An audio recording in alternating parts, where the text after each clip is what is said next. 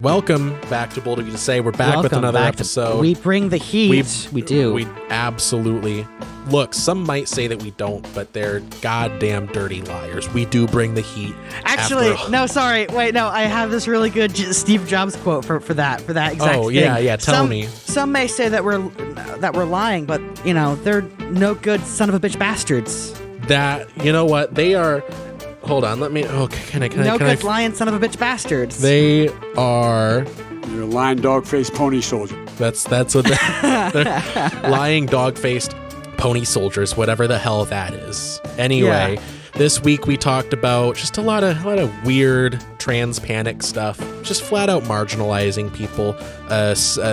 What was he, like a representative? Some government guy, someone that was elected was like, this is just like the X-Men, and I actually agree with the bad guys. It's not like the X-Men. It is actually very much like the X-Men. Not in the way that he said. Not in the way that he said. It is exactly like the X-Men, but it's not something that he should want to bring up. Because he's the bad guy. He's the bad guy in the metaphor. Anyway, gay beer. They're boycotting gay beer because what else are they going to do? What else are they got going on? Anyway, then we talked about the movie M3 again. Very good. I thought it was very good. You know, there's some controversy. He did think it was very good. Some controversy. Yes. Okay, let's just leave it at that. Oh, come on. I thought it was very delightful. It was awful. Yeah, anyway. Next week we're going to talk about Prometheus, so watch it on Hulu before we spoil it. Yeah. And there are timestamps. There are timestamps in the description if you want to skip around, if you want to skip a certain part, or if you just can't wait to get to a certain part. Use it if you want or don't, whatever. Just tell us that we're special and that we're good. Tell me that I'm a good special boy. We just want validation. Please. Because our fathers never gave us any. It's a joke for you. You say it as a joke. Oh no! I feel like an ass now. Shit. Anyway, let's jump. Anyway, let's jump into these trees. Look at these turkeys. We haven't said that in a while.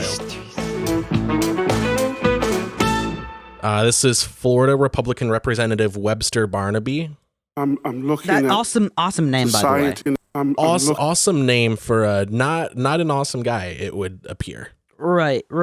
Anyway, Jamie, roll the clip. I'm looking at society today, and it's like I'm watching an X-Men movie with people that, when you watch the X-Men movies or Marvel comics, it's like we have mutants living among us on planet Earth.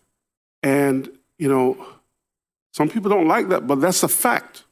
We have people that live among us today on planet Earth that are happy to display themselves as if they were mutants from another planet. This is the planet Earth, where God created men, male, and women, female. I'm a proud Christian, conservative Republican. I'm not on the fence. Not on the fence. There is so much darkness in our world today. So much evil in our world today. It's funny because it's him. And so many... Yeah. Anyway, there's like another 50 seconds or so. I think the point has been made. Do you see now why I felt like I had to scroll to the page on the soundboard with the crazy pills with this? I feel like I'm taking crazy pills. Yeah, I mean, it's so funny because he's just like, it's like, because he's talking about like these people want to display themselves like they're aliens, and I'm like, first off, sir, SETI has not found any evidence of extraterrestrial life. These are actually people from this planet. You are just trying to add your own subjective definition of what is and isn't human. You fucking moron. Yeah. Well, like, what makes me feel crazy is, like, he's actually making a very good comparison, a very apt comparison, and he, like, gets most of the way there, but he, like, somehow it just doesn't connect for him that he's the bad guy in this situation. Right. Well, it's funny because he's just like, these people want to display themselves this way, and it's like, and they're hurting people, right? And he goes, no, I just don't like it. I just think it's icky. I think it's think it's icky, gross, icky, and it's like fucking. Then what's the problem? What? Yeah, I don't get it, Alex. I do feel like I'm taking crazy pills. I'm at a loss for words because, like he's saying this is just like that allegory for persecution. These people, the transgender community, is just like this allegory for the civil rights movement, and that's why we need to marginalize them. Like he gets, I'll say 98% of the way there, like realizing what's going on. I just don't care. And then there's just the 2% where he's the bad guy. I feel like I'm taking crazy pills. I feel like I am taking crazy pills. I do. Oh my God. And like we've gotten pretty close to this level of dissonance before, you know, like in the 60s. Well, what I mean is like we've gotten pretty close to just like, you know, life parodying art. Like Mike Pence is basically that guy. There's like you've probably seen it. It's like this panel from an old X-Men comic it goes around every so often, but it's a politician pointing to one of the X-Men and be like, "Really, you call that thing human?" And like that's, you know, the politician is the bad guy, and you know, it's to illustrate like, you know, how marginalized groups are like reduced to subhuman creatures in the eyes of fascists. Right. Like Mike Pence is that guy, but this guy is like word for word. Like it sounds like he's reading from like the script of X2. Yeah. He's an elected representative. He has every right to say this on a stage. I just hate the irony in it. And I'm just like, I don't know. It takes less than like 3 brain cells to be like, everything he said is super subjective and is different for every single individual. Yeah.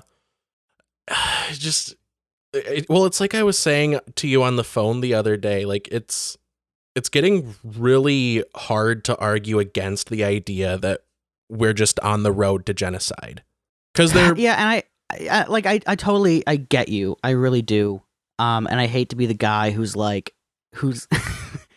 watching, like, who's in Germany watching, like, the Gestapo march people off and saying, like, well, it could be worse. Well, they haven't opened Auschwitz yet. Well, you know, it's like, and kind of to your point, this is just kind of a parable I've come up with. It's like, yeah, technically it's not genocide until you've shot them in the head, but it still is bad when you get to that point. Like, well, genocide, this isn't just me saying it, like people that study genocide, you know, recognize different forms of it. Like it takes different forms. Well, like Native American genocide took the form of literally, you know, removing people from their land, killing them. But it also took the form of like re-education and assimilation. Right. And that happened a lot in Canada too. Yeah, and erasing their culture. Right. The same thing happened in Australia. Same thing happened in parts of like Mongolia and Tibet, for instance. Right now, it's going through that. Mm-hmm. And again, I really hate being the guy who's just like, well, it's not genocide yet, but it's not genocide yet. Well, it's like you see smoke coming out of a house, and you're like, well, I don't see flames. Well, I see smoke that I assume is behind a house. And I don't know if the house is on fire or if they're just having a bonfire. Well, it gets hard to hold that position after like prominent figures on the right are out in public saying, you know, we got to eradicate transgenderism, like Michael Knowles said. Right, but like, okay, so, and I hear your point there, but if you look at it from the point of view of like how that system works, like how our governmental system works, like Marjorie Taylor Greene can go out there all she wants and say we have to kill all the trans people. Keep in mind, she only got like less than 10,000 votes to become a representative for the state of, I think it's Virginia or something, I forget. But so she really only represents like 10,000 people, and even then, the powers that she has aren't like enough to do anything except for telling people that they should kill trans people, which arguably doesn't do a whole lot. Yeah, but I mean, fascism doesn't spread through just having a majority in a liberal democracy. Like, it spreads through force and fear. Right, but I mean, Marjorie Taylor Greene may have the fear part, but she definitely does not have the power for the force part. And it would be one thing if it wasn't just Marjorie Taylor Greene, but it's and I totally a lot get you. of It's prominent figures and a lot of, a lot of grunts that follow what they say. What angers me the most are the people who know better, who are in a position of incredible governmental power, who aren't speaking out against this. Yeah. And saying, hey, fucking check yourself. Yeah, that's the other half of it. You are in a position where you were given the trust of the public to represent them. Yeah. And what you are saying is neither here nor there. So fucking watch it. That's what annoys me the most, are the people who aren't speaking out more. Because I'm just one guy. Well, and yeah, if I see... Those people they're people that are just a step behind you. Whereas you're like, I see smoke, but, it could be anything. Those are the people that are like, oh, but is it smoke? I mean, so there's a difference between saying like, yeah, I think discriminating against trans people is wrong. I think that's a wrong thing to do. I think they should be able to live their life the way they choose to, as long as it's not hurting anyone else. With that said, there are specific categories that must be filled to call it genocide. Yeah. Right? And so genocide has different definitions for different kinds of genocide. And I think right now it's like a primordial soup of like what we're trying to label this as. And we can't really put a finger on it just yet. Well, that's why I say we're on the road to genocide. They're just trying. Right. They're the far right, the fascists that are gaining a frightening amount of power are trying to normalize, certain, thought, like schools of thought that, when you build upon it, it gets to the point where like, yeah, of course. Yeah. We got to round them up and we got to do something with them. We got to do something with the undesirables. So what should be done about that then, in your opinion? It should be stopped. How? I don't know. I don't really know what point you're trying to make. I can't, as just one person, say anything beyond like, yeah, we got to do anything that we can to make sure that, we don't do genocide. Like, right. For example, a lot of laws are being passed in states like Florida and Texas. They're stripping away rights. Banning books. That's scary. That should scare everyone. Banning people from exercising bodily autonomy, not just with like abortion, but also like they're banning drag, and they're casting really wide nets with what they consider drag. I don't agree at all with the idea of banning drag, but they're also, even beyond that, they're just banning, like I think it was Texas just banned male performers in public wearing makeup, which covers that covers any theatrical performance involving men. So if I'm wearing like face paint, yeah, that's illegal. Wait, so what if it's blackface? They would probably carve out an exception for that. Okay. So like stupid. That's one facet of it, and the solution to that is, make your voice heard, go out, protest, join any, a lot of like gender critical, TERFs, transphobes are doing protests, and a lot of leftists are counter protesting. That's a good measure. Make your voice heard. Right. And I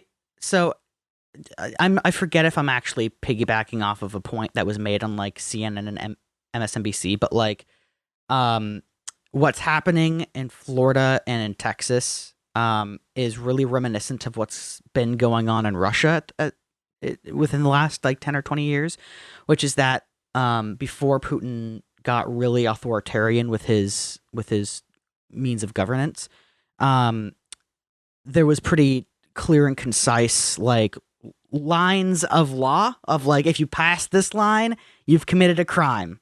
And that's the definition of crime in Russia, right? Mm-hmm. But now it's gotten to a point where those lines have been blurred to a point where no one really knows what is and isn't illegal. Yeah. And that's what they're trying to do with like the book bans, for example. Like the book bans, right. they ban, stuff that's not age appropriate, quote unquote, and they don't really lay out specific guidelines. So, schools are just clearing out their entire libraries out of fear. Right. So I think what should scare, if you're not like someone who's transgendered, or if you're not like a crossdresser or a performer, what should scare you is it doesn't take a lot for that to be aimed at you. Yeah. That's what should scare you. So yeah, I guess that's just my 2 cents on that. But otherwise, just like, why? Just let people do what they want to do and live their life as long as it doesn't affect you. And if it does affect you, ask them kindly. And I don't know. No, that's the thing. A lot. It doesn't affect it flat out. It doesn't affect people beyond like, oh, I'm driving by a pride parade or something. Right. Or, I can't go to the library on Tuesday night at 6 p.m. because, they're doing an event that happens to be a drag story hour thing. But it's just like any other any other performance. Oh, I can't go to the library because, this local organization is having a meeting. Whatever. Right. Deal with it. Right. Well, what I meant by if it is like affecting you, ask kindly. I wasn't talking in terms of like, oh, these people dressed in the opposite gender, dressed as the opposite gender. That bothers me. I didn't mean like that. Yeah. I meant like if it's like 11 p.m. and they're breaking a noise ordinance and you got work in the morning. Yeah. Like, ask kindly. Like, hey. Yeah, sure. Turn it down a little bit. Yeah, I see a frightening coordinated effort among far right figures and groups where they're passing these laws like I mentioned, and they're also making a concerted effort to dehumanize trans people, and then once they get done with trans people, they'll move on to LGBT people, like just the gay community at large. And you see a lot of gay people like Gays Against Groomers, like these groups that are like trying to be like one of the good ones and like turn on transgender people, thinking that somehow the buck won't be passed on to them once the fascists are done with trans people. But I see this like coordinated effort to otherize and dehumanize transgender people, and paired with this wave of legislation, it's hard not to see if it's not stopped, it's hard to see it not getting to something that at least resembles genocide. Right. And I hear you. And I would say also the worst thing that groups who wish to counteract this growing threat, the worst thing you can do is to lose control of yourself and act what's the word I'm looking for? Act hastily. We need to keep our wits about us, and at least there's some common ground in terms of how government operates that we can combat this, which is through legislation, through voting, through intentionally finding holes in these laws, because they are intentionally very bold or very what is the word I'm looking for? They're really vague. I will very say vague. And thank you for bringing that up, because I do have an article about that. We can get to that in a second. But yeah, in addition to like working within the system like that, like voting, all that. Also, if there are any, local left-leaning groups in your area that are, doing marches or protests, whatever, to, any direct action to stop groups like this, should contribute. I would, at least as it pertains to non-legal and non-legislative or governmental functions, keep your wits about you. It's so crucial that as an individual, you don't add to an already existing misunderstanding. I wouldn't even say misunderstanding, mischaracterization of what your opposition already thinks about you. Yeah, they do try to make it out like leftists and leftist groups are, just violent, looters. And, right. I'm not saying don't defend yourself. Right. What I'm saying is keep your fucking wits about you. Right, And exactly. don't be throwing punches if you don't know where they're going. Yeah, you don't want to prove them right. But also, defend yourself. Don't be a punching bag. There's a balance. Right. There's a balance. There's a balance. You don't There's need a us to tell you legal that. balance here. But also, it reminds me a lot about how, like Abraham Lincoln dealt with the oncoming Civil War, which was that he understood that legally the North and the South both had a common agreement, given that they were part of the Union, that they won't attack one another, right? That's just a prerequisite to being in the Union. And so rather than like seeing which way the wind's blowing and preemptively trying to prevent a civil war, he let the South do the fighting first. Yeah.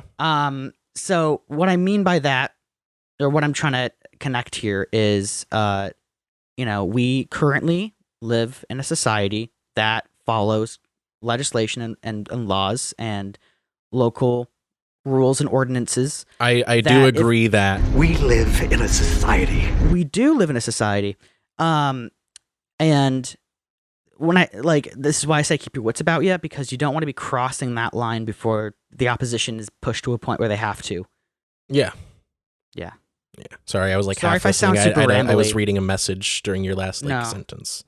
Yeah. Yeah. Yeah, just don't prove correct any assumptions that they have about you being violent. Don't do the opposition's job for them. Right.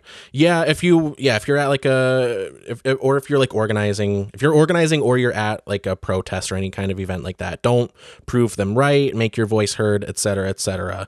But day to day, like we've said, just be an accessible entry point if people want to learn more about the struggle, if you will. Right. Right. If someone at work is like, oh, I don't know what's going on with all this LGBT stuff, it kind of sucks just being like, oh, be nice to them though. But if you want to be an effective mind changer, be an accessible entry point for people to learn about it, or else they will learn it from someone else. Right. Right. Yeah. Also, keep in mind too, if you were an individual trying to educate yourself, that it's not a different individual's job to educate you. Yeah, as well. That's a big part. If you are sympathetic to the movement, just do your best to educate yourself. And if there's anything that you need someone's firsthand experience on, ask them about it. But if it's like really basic stuff, like, whoa, what's all these pronouns about? Like, just Google it. Just Google it. For the love of God, it's not other people's job to give you a basic understanding. Yeah. Yeah. Anyway, you want to... Okay, you did touch on this, so if you want, we can cover this first. But what's up? So Florida Democrats are using the law that Ron DeSantis passed regarding book bannings to ban his autobiography from Florida schools. Now, I did read this the other day. That's funny. I'll put a little bit of a dampener on it. So what exactly is happening, like the mechanism by which this is happening, is like the Democrats are like reaching out to schools individually and being like, hey, right, meets this criteria. So yeah, but I guess the schools that they reached out to were like, we don't have it, but thank you for reaching out. So it's not quite the devastating blow that it seems like it is at first, but it's still that it's a good thing. Pushing back with using their own logic. I think that is incredibly effective because I'll go into detail. So the criteria by which they judge books has to do with like the content, like, is it too violent? Is it gory? Does it talk about divisive issues, quote unquote? And his book does go into that.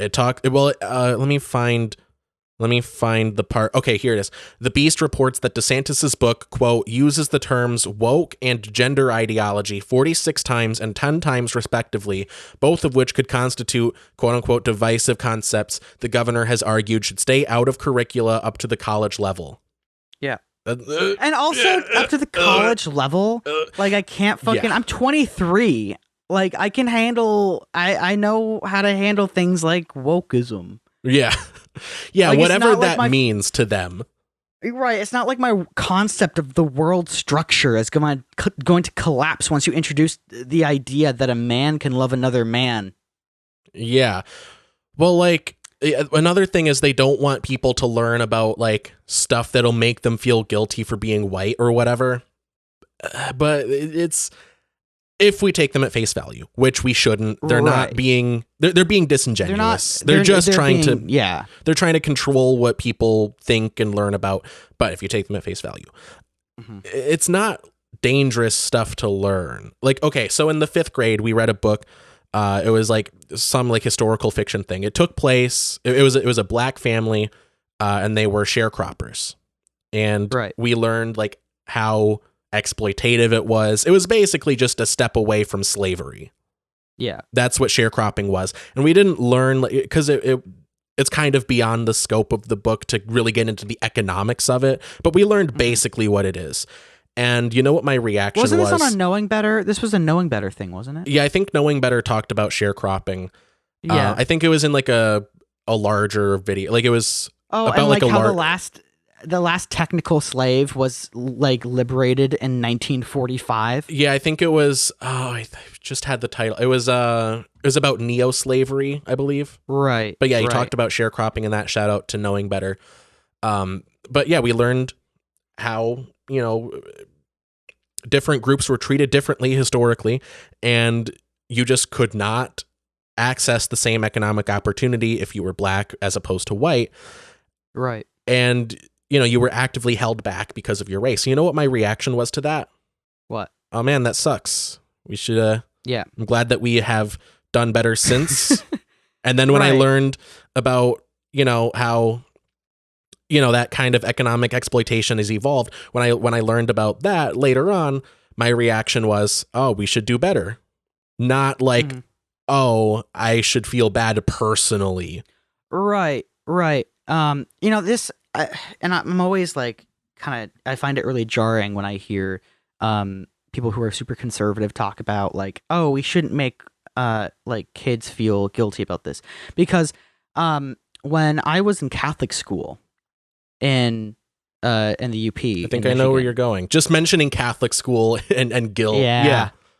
Well, it's funny because it was a conservative school as Christian school, Catholic schools go, right? And a lot of these people talking about guilt, or they're Catholic. Well, I find it really jarring because our teacher got our classroom a book about Christopher Columbus, and she sat down with us, and we're all in like a circle, and she basically said like, I'm going to read you this book about Christopher Columbus. It sugarcoats a lot of things. And it says that, oh, we brought people from South America, or they brought people from South America back to Spain. Don't ask where we got the sugar that we coated it with. No, she didn't even do that. She didn't even say that. It was like, because, like, by the way, she was also very conservative, right? And I, like, this is why I find it so jarring, because it wasn't on the basis of like, I want to make these kids feel guilty. It was on a basis of this isn't how you treat people with dignity and respect. Yeah. And which obviously is like kind of a premise of the Catholic faith. Yeah. Generally. I mean, if you read the book, but if you, I don't know, it's very crazy. It's basically a pedophile ring at this point, but that's neither here nor there for this point. But that's why I find this all so jarring, because in my lifetime, it's gone from like, yeah, a lot of this information that we're giving you is sugar-coated, and it was in fact a lot worse than we're making it out to be. Yeah. To like, oh, it's actually a lot better than we made it out to be, and actually, it's not even your fault. Yeah. When no one was making that accusation anyway. Like, no one was making the accusation that it was any kid's fault. I've been saying this. I just feel that we have walked away. We have abandoned reality. We have abandoned just being normal. You know, we used to be like, teachers used to be like, yeah, you know, even conservative ones used to be like, you know, people in the past were kind of, well, you know, I mean, you know, they did a lot of murder and pillaging. You know, where the whole rift in the Republican Party kind of happened, though, because like with Trump, at least from what I've noticed, because it's gone from like a at least they would make points based off of like principle, right? Which for issues like I don't think that the smoking age should be 21. I think it should be 18, because if you can be drafted, you can smoke a cigarette, in my humble opinion. Yeah, I agree. On a principle, if you can kill and die for your country, you should be allowed to smoke a cigarette. I think it's weird that you can be a legal adult and still not be allowed to do certain things. Because Uncle Sam says no. Yeah, because it's too dangerous. By the way, if we go into a serious enough war, you're fucking drafted. Oh, also, if you get hooked on opiates that were legally prescribed to you, you have to be homeless, actually, and then you can't be out on the streets. So we gotta do something with you. Right, you're not allowed to have any possessions. We gotta destroy it all. What was I saying? But like this whole rift of like abandoning these principles of argumentation to make cheap political points. Yeah. Right? Which can't be exchanged for anything because they're so obtuse. I just feel the thought process there is so, like, at least among like the people that it's happening to, like Donald Trump, like, right. Well, I don't know. He's a moron, but the people at the top, they're con artists. I get that. But just for someone on the ground that buys into this stuff, I feel like that thought process is so complicated. I don't know if it's I just don't understand it. It's like, it's so alien to me. Like I said, we've just, a portion of the population has just abandoned reality. Right. But also, I would also argue it's because, like a part of their reality is based on necessity. A great part of their reality. Like they don't have time to fucking worry about this shit. Yeah. Right. Like I understand that. But I also, what I think is kind of a pity is that in all this argumentation that we're having and all this debate that we're having societally, there's no one saying, oh, hey, by the way, we're on the same side though. Like we objectively want what's best for our society.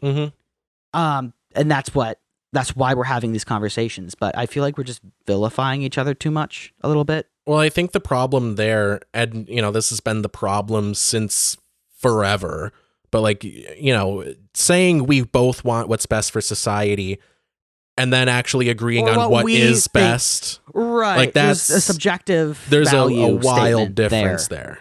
Right. I don't know, but just to say that like we're on the same side, by the way. Yeah. Yeah, and I think that speaks to something that I've wanted, which is like more working class solidarity, where like socially, like the trans panic, like part of it is like feverish, like fascist, like you got horse blinders on, just anger, but part of it is like a top down sort of purposeful way to divide people and get them to not think about their working conditions, how low their wages are compared to the profits of the company they work for. Like a lot of it is, economically motivated. It reminds me of the whole like grunge scare of the 1990s when everyone was so afraid of like people who were into goth or grunge music because they thought they were going to like shoot up a school. Because I don't know, it's just that's kind of what it reminds me of. Yeah. Anyway, I think we were talking about. Did we finish our piece on the book banning banning Ron DeSantis's book? Yeah, we got. I think we made all the points we can with that. Yeah. Wait, are school libraries public libraries? Well, I guess that depends on what you mean by public. Like any student can go in and check out a book, but I don't think just any random citizen can go in and be like, I actually want to check out a copy of Catcher in the Rye. Like I think you have to be a student. You looking it up? What are you finding?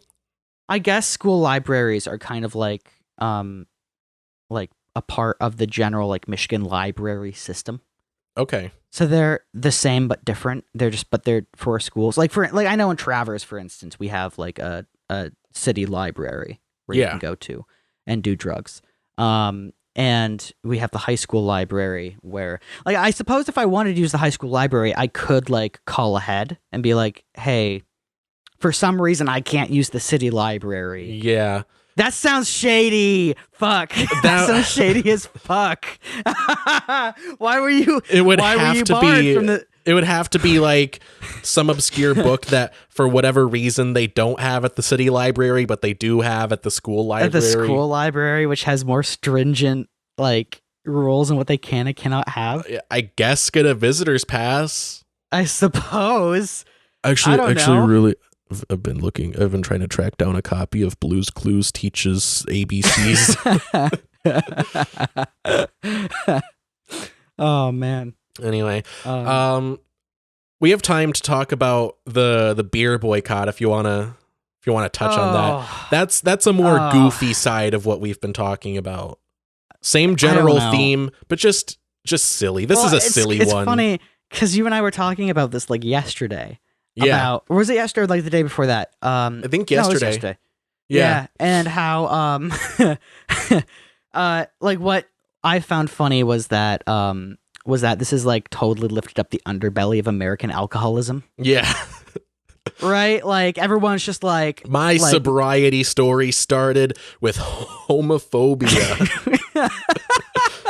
Which how did Dad get sober? Well, he really hates transgender people. But I mean, you found it funny that conservatives aren't even doing a boycott correctly. They're not. No, they aren't. No, they aren't for multiple reasons. First of all, they're buying the product that they're boycotting just to destroy it. Like Kid Rock put out a video where he was like shooting cans of Bud Light with a shotgun, and it's like, who is this for? Like, oh yeah, you really stuck it to him. Yeah, like you bought the product. Like you already bought it. The sale is done. Budweiser's involvement ended when you checked out, or I guess your servant checked out. Whoever you send to the liquor store for you, Kid Rock. But also, speaking of Marjorie Taylor Greene, she posted a picture on Twitter where she was like, yeah, we're packing up for a barbecue or whatever. We were going to drink Bud Light. We were going to bring a case of Bud Light, but, I am hateful. So I got us a pack of Coors beer. Soy water? Why would you? Different beer. I don't know if you're doing a bit right now. Different brand. I'm doing a bit. I'm okay. calling Coors Light water because it's basically water. Yeah. But she was like, yeah, we got some Coors. And immediately everyone pointed out that they have also been like sponsoring Pride events, and they have like an official like pro-gay stance, and they have for like 20 years. Right. Like 10 to 20 years, I believe. Well, and it's long enough that they should know if they were putting in any amount of research. Well, I just find it funny. And I was talking to a family friend of mine about this, like a year or two ago, and he was mentioning how like people are complaining about wokeism, but all he sees are people using the market system in a way, like they don't like what the company supports, so they're using their dollar as a vote, right? Mm-hmm. Like that. That's just what's happening here. And so what I see Bud Light doing, or Budweiser, I should say, doing is saying like, listen, I don't see a market in the future for people who hate trans people. Yeah. Also, like the parent company of Budweiser also owns like 8 other major beer companies and like a dozen craft beer companies. Yeah. And then so the parent company of Coors, who is also on some gay shit, they also are in the same situation. Like there's not a lot of selection for homophobic beer anymore. I'm sorry, but that's just the year that we are in. I don't even know how to make a bit off of that. That's like, it's funny because, like, of course, if you're a beer company, you want to cast the widest net of consumers. right. Yeah, right? there's more gay people and people that don't hate gay people than there are people that hate gay people. Right. It's just marketing. But also that, like, hatred, like, I'm confident that hatred will subside as society adapts to whatever. I hope so. I hope so too. I'm not like putting all my money in that piggy bank, but I'm being conscientious, but I'm hoping that that's the case. But I forgot what I was going to say. Anyway, continue. Yeah. Anyway, the thing is, all of these companies are like they are as like LGBT friendly as Bud Light, right? The thing is, Bud Light just did a partnership with I forget her name, but a prominent transgender like social media influencer, and Dylan Mulvaney, I believe, and they put out like a limited edition can design that has the trans flag on it. And this just kind of plays into my theory that conservatives, like people that are like this far gone, they only see shapes and colors.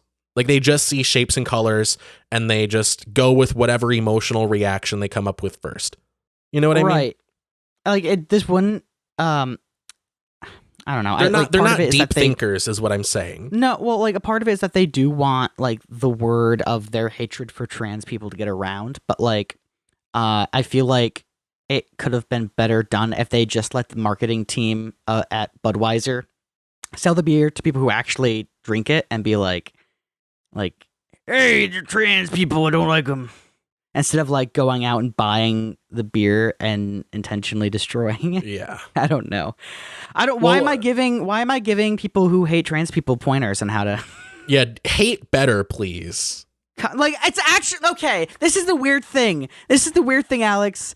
Like that's what kind of annoys me. I could hate better, and I'm not a hateful person. Yeah, we're just better at strategy because we like. I'm sorry, but we just think better than them.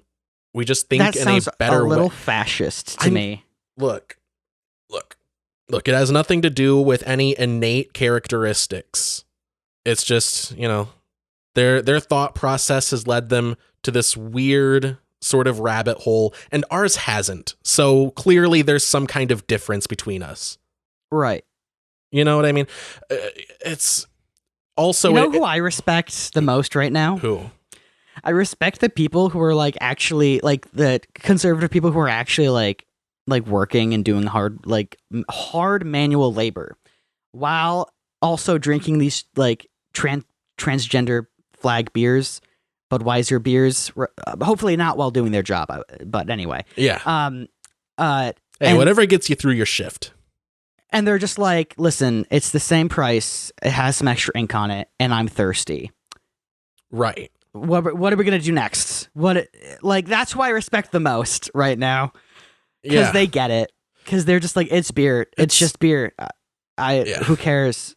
I like beer. Beer's good. If I was gonna switch to a different beer, I would have, because it's not like it's even good.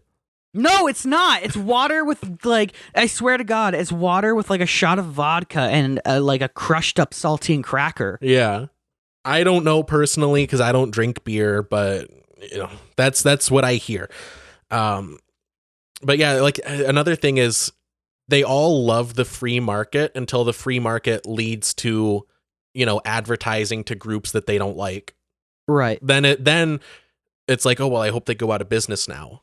Like, oh, that's not a very free market of you. What happened to the marketplace of ideas and, competing based on merit? That's goofy. They don't. I think a lot of companies are what they say. Well, I just think it's funny that like, because I think what makes conservatives mad is that like on one hand you have companies supporting transgender. Damn. Anyway, on one hand you have companies supporting transgender people, and then on the other hand. Supporting them as far as they're just trying to advertise to them, hey, being hi, like, hey, money. You're I don't think you should be killed. Buy my product, please. I don't think you should be killed, but with that said, I don't care about you. Look, I care about you as far as society has deemed it the bare minimum to not hate you. Right. Well, like Kanye actually says anti-Semitic shit and like it gets deplatformed. And this really boils down to the whole point of being a business, which is that you're trying to cast the biggest net of consumers. Yeah. And it turns out generally, and I'm no business marketing major here, but I have a hunch that marketing your product based on the fact that you hate a already marginalized group isn't a good look. Yeah. Hey, I agree with the guy that makes the X-Men metaphor in which he is the bad guy. Buy my product. No, I'm good. I'm good. I'm fine. Like normies, like the average person just going about their day isn't going to be like, yeah, I love hating. I love being hateful, but they're going to be like, that's cool. They're supporting they're down with the fight. It's cool. Civil rights movement was cool. And that's seems like that's they're really doing that the again. folly, because that's really the folly of our society, though, of like how we have all these brands showing support for marginalized groups while simultaneously not actually caring. Yeah, and like in a lot of cases using like slave labor or child slave labor.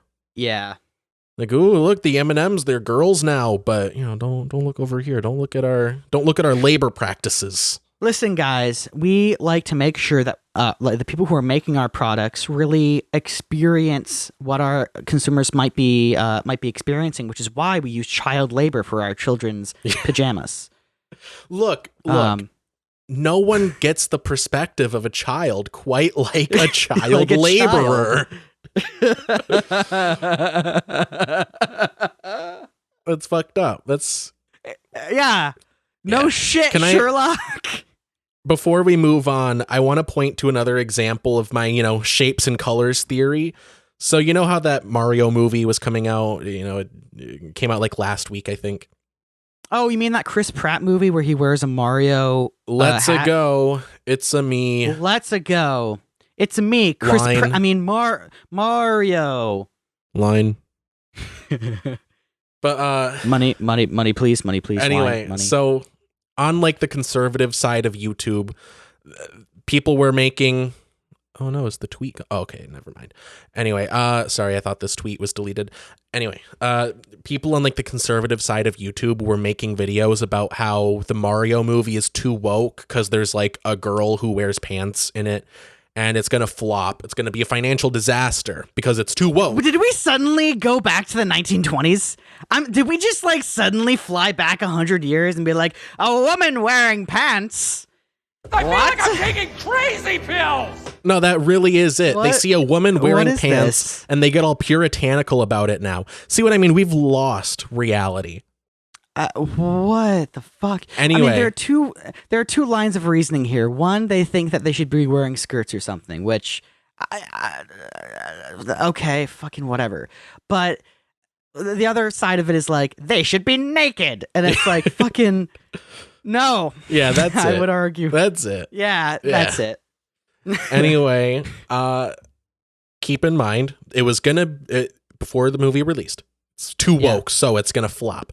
Now the movie is out, it is financially successful, and this is what Steven Crowder is saying now. Mario Brothers just set a global opening weekend record for animated films. Nice. $377 million on a $100 million budget. Nice. And let's, I think, we have a clip actually from the film. I got this. No problem. I hate Chris Pratt in this role. I don't like it. Come on, Mario! Our big adventure begins now!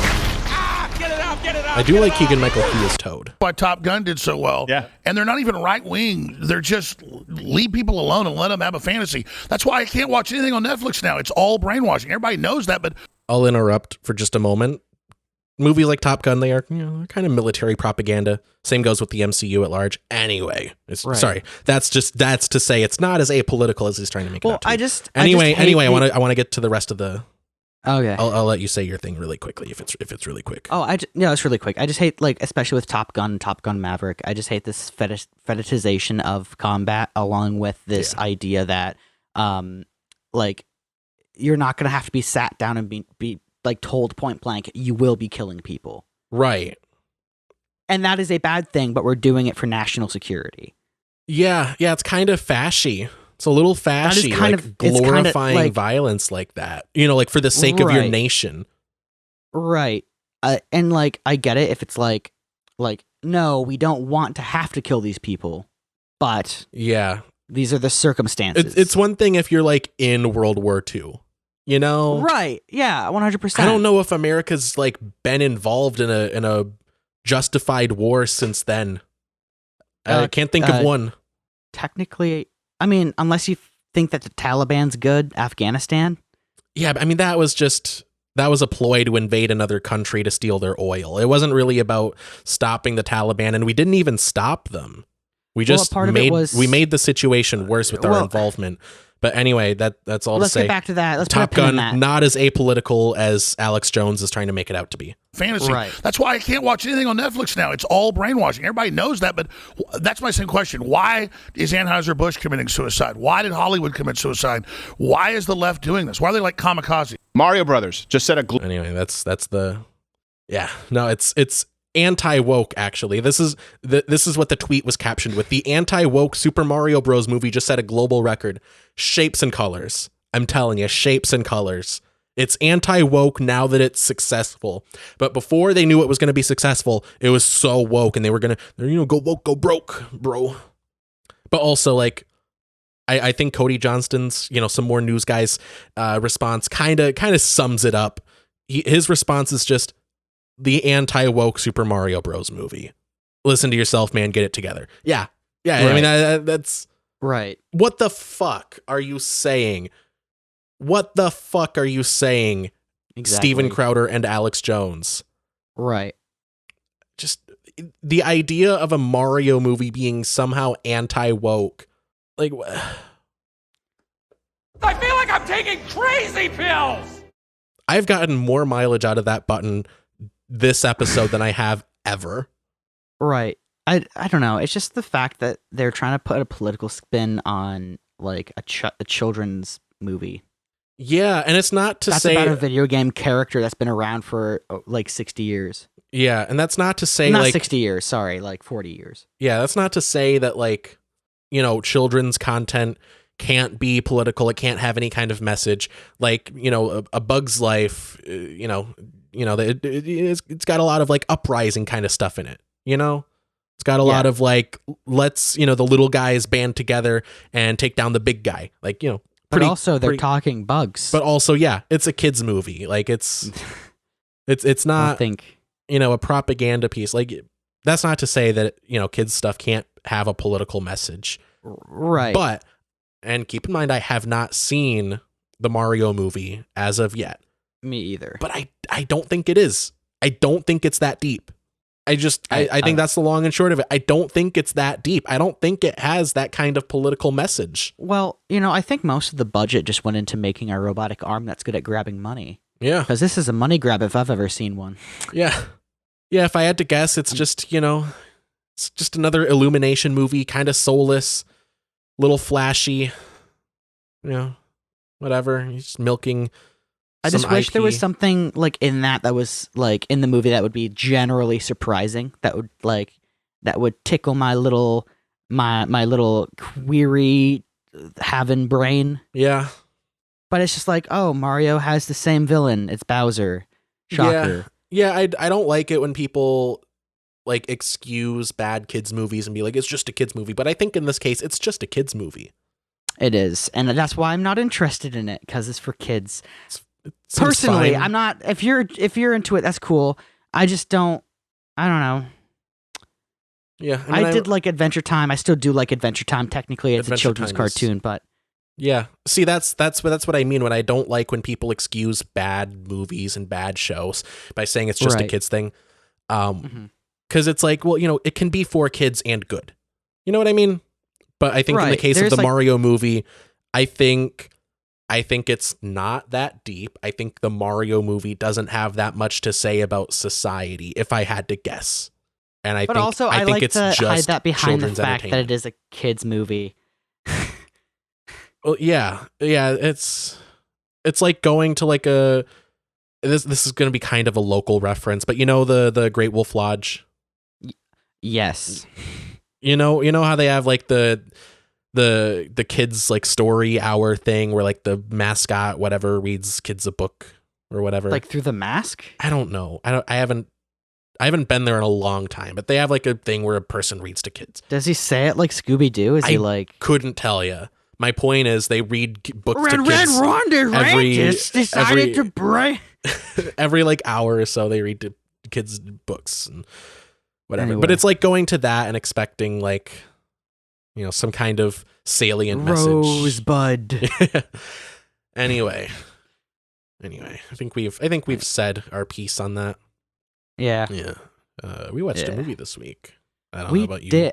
But we did. I did watch a movie this week, but I also watched a movie today, and I've also watched a movie within the last 12 hours. I've also watched a movie within the last 5 hours. Yeah. Is that all the same movie that you're referring to? Yeah. Yeah, it does fit all of definitions. those categories, yes. So anyway, we watched Intrigen, or as the people in the movie say, Megan. We watched the documentary about the United States' new weapon, the M3 gun. Mm-hmm. And how it's being used internationally to kill people. Yeah, man, totally. Anyway, I think I have the wrong movie. Oh no, it wasn't a documentary. What did you think of it? I was honestly kind of underwhelmed. I was quite underwhelmed, actually. Like, I mean, I did like the practical effects. I thought that was good. I just think the whole premise of like, oh, robot gets made, AI becomes evil, robot AI tries to kill people. I'd like, yeah, that's a trope at this point. I guess like some things were interesting, like the whole like robot paradox of like if you ordered a robot to take care of humanity and they thought the best way to take care of humanity was by enslaving it. Yeah. Like that's an interesting concept, but they never like it has been kind of done to death. Right. To kind of support your point that it's like not as deep as it could be. Right, but like I'm a person who is like I can respect practical effects, but not as much as I respect a good plot. Yeah. And I just think the plot in this was just terrible. I thought it was just awful. Yeah, little peek behind the curtain. I did ask you about it earlier, and you said, you know, basically what you said now. And I've thought about it, and I think I'm a freak. You think I'm a freak? Well, yeah, I mean, that goes without saying, but I think it's the kind of movie where if you go in with a certain set of expectations, like I forget what movie I said this about before, but we did watch another movie where I, you know, had this whole spiel as well. But I think if you go in expecting like sort of like a deep commentary on like the nature of, you know, man and machine, like you're going to be kind of disappointed. Well, I think it's going for more of like a kind of like a campy like drive-in movie, you know? Well, here's what annoyed me about it a little bit. Is that like when they've kind of more or less kind of figured out that the robot's killing people, the robot is killing people. At no point is someone like, oh, I guess it could do that. Like they're always like, no, it's not possible. It's not designed to do that. And it's like, yeah, buddy, you put hydraulics in it that's rated for 2 tons. Yeah. Of course it can snap someone's fucking neck. I will say, as far as the like, you know, the robot super strength, you got to kind of suspend your disbelief with that for the sake of having a fun time with the movie. But, you know, you gotta, with movies like this where like, you know, the robot is killing people. And, you know, people are like, well, you know, it's not supposed to do that. And actually we gotta launch tomorrow. And you got to realize like they're not acting rationally. I think that everyone kind of acts in line with what their role is. Where like Gemma is like, you know, she's M3gan's creator. She doesn't want to, I think she kind of doesn't want to admit that there maybe have been some flaws with the design until it's too late.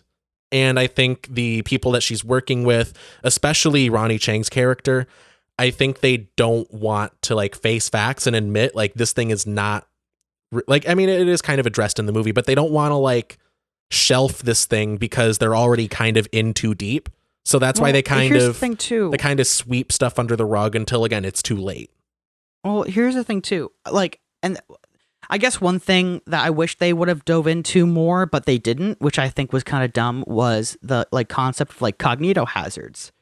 Of like, okay, what if the child gets more attached to the robot than it does to than they do to their parents? Right. Yeah, and that's something that's kind of, addressed in the movie.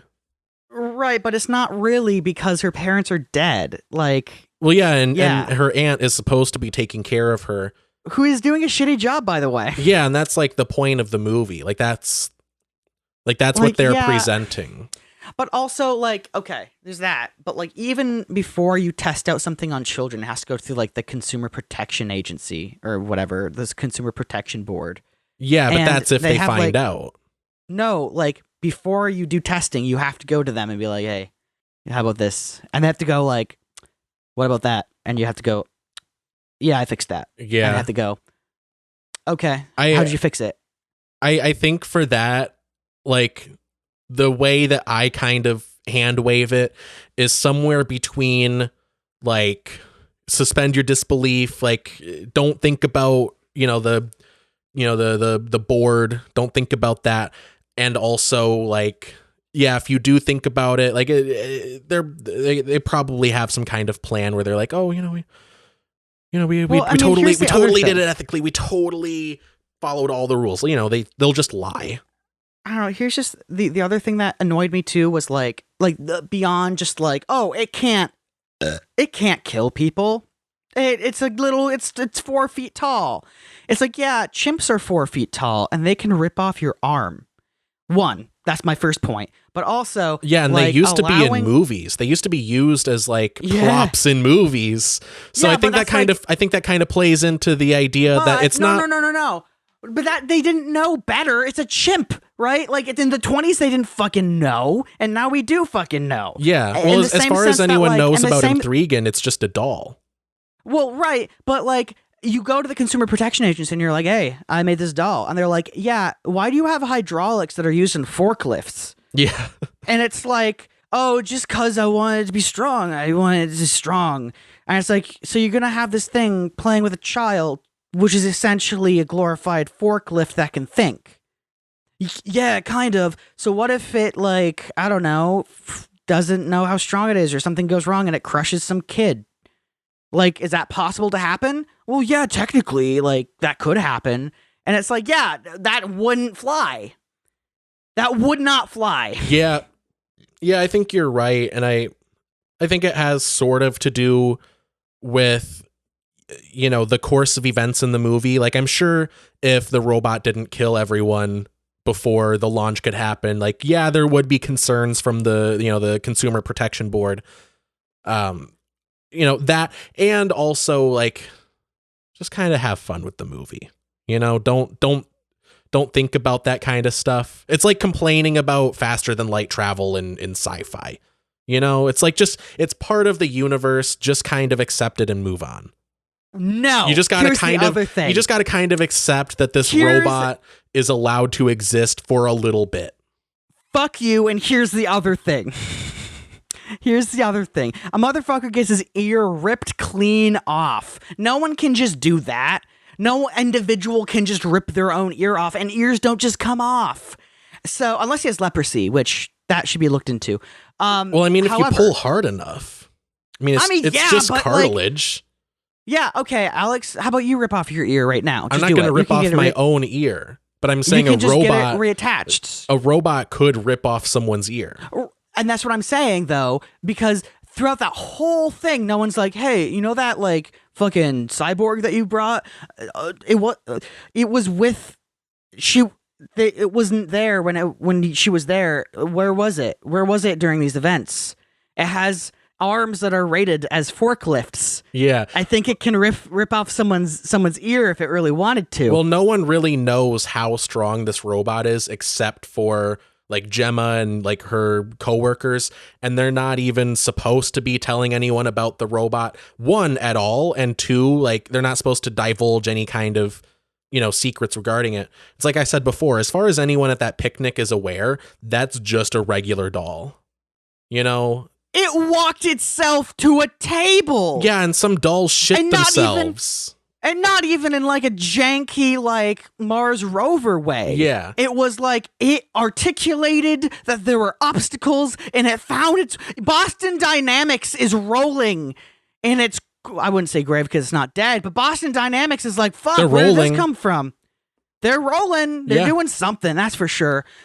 Well, I But, think as like- far as anyone really knows or would assume, they're not going to jump to, oh, this is a killer robot, because they're in a killer robot movie, you know? And that's why I hate this, because nothing's a fucking surprise. I guess. Nothing is that like, just- oh, is it going to kill the person? It's going to kill that person now. Okay. Yeah, and that kind of goes back to what I was saying. Like, you got to go in with the right expectations. You got to kind of go in ready to just kind of have fun with the silly premise. You know, you got to be ready to just watch a robot, you know, do creepy robot stuff. You know what I mean? You would think that, like, it's okay. Let's just make it look like a robot because that's less creepy than making a robot look human. Yeah, but I mean, that's. I know would that's part of the rather. movie. I know. I would rather I it know. be the way it is for the audience than, you know, make it, you know, look more quote unquote realistic or like something that would actually be made into a product and have it not be as effective as like, you know, a horror creature. Right. Oh, I also wanted to mention, this is what I was thinking when I was watching it. I was like, there's no way that they're actually selling the actual robot to people. They're licensing it so they can gather people's data. Yeah. Like, you don't own the robot. Like, you paid $10,000 for access to the robot. That's probably what it would be. Yeah. Well, like you said about like the gathering data thing, like remember the part where so like Gemma had like designed like those like Furby looking things. Yeah. And she was like, yeah, you know, no big deal. We kind of installed a little microphone, and you know, we kind of collected a lot of speech data actually, and we kind of collected a lot of personal information. And the guy's like, wait, what? Hold on. Oh, but it'll make us money. Okay, well, as long as it makes us money. I guess consumer protections doesn't have to know. It's just hard to fucking hide the fact that a robot can lift a fucking car. Yeah. Yeah, and that kind of goes into one, like how secretive they are about the robot, and two, like the movie doesn't take place in a long enough time span to where like that information would have come out by the end of the movie, I think. Right. And I know a lot of my gripes are like very specific things. But like, I don't know, they just bother me. Yeah, and on top of the fact that like I find this movie incredibly predictable. And on top of the fact that like I didn't even find the robot like to be that creepy. Like, I'm just not gonna fuck with it. Like, well, it's the kind of thing that if you saw it in a dark alley, or if you weren't expecting to see it, you'd be like, oh shit. I would go nope, and I would walk away. Yeah. I'd go nope, and I would walk the other direction. My if favorite it follows me. My favorite example of that is when they like roll up to the whatever. I said picnic before, but I don't know if it was a picnic. But you know, the thing outside with all the kids. Anyway, the teacher is like, "Oh, you have 2 students with you," and then Gemma is like, "Actually, no, it's a doll." Then M3gan like turns her head and she's like, "Oh fuck!" She like jumps back. Yeah, I like that. I thought that was funny. That's how everyone should have reacted to M3gan. Yeah. Oh, what the fuck is this? Why did you guys get how did you just make this? Boston Dynamics has been working on this for like decades. Yeah. I mean you got to kind of suspend your disbelief. Just pretend. You don't just accidentally trip and fall onto like a completely autonomously working android. You got to just kind of pretend that there's this like Tony Stark level genius that just really loves making robots. And that was going to be one of my things that I wanted to talk about with this. I like Gemma. I like her character because I like that her whole thing is she just, one, is kind of baseline, kind of weird, but two, like she's just a person that at the end of the day loves to make a robot. She likes her good robot. I enjoyed that. I hate to say this, but like she must have a crazy vibrator. I'm just saying. I'm just saying, it can do everything. It can talk dirty. Bet. It can talk dirty. It salivates. I don't know. It fucking it can transform from a tongue to a dick like that. There's gotta be a room full of stuff that like is like extra protected. You know, she has like her little workshop and she's like, oh, check out, you know, this robot, you know, I put the gloves on and it mimics my movements and stuff. And then the kid is like, oh, what's in the other room over there down the hall? Don't go in there. Don't ask questions you don't want answered. Remember that shelf of collectibles? Those aren't collectibles. Hey, look, and you also look, cannot it's the see them. robot's brain. Yeah. Anyway, I'm just gonna say it. I really liked the movie. I thought it was well paced. I thought it was fun for what it was. I think definitely if you go in expecting it to be sort of like a Data-esque, you know, like Data from Star Trek-esque, like exploration of what it means to be human, like you're gonna be disappointed. But if you go in expecting just kind of a popcorn blockbuster kind of experience where you just watch a robot do robot stuff, you know, be a little creepy. I think it's I think you'll have fun. I think it's fun. I think it has good horror elements, good, you know, comedy. As the contrarian that I am, I did not like it personally. Well, anyway, I think best movie ever. I think you're wrong. I want you to say it. I want you to say if this was the best movie ever or the worst movie ever. I want you to get on record and tell me what you think. I think it was the worst movie ever. God damn you. You know what I have to say to that?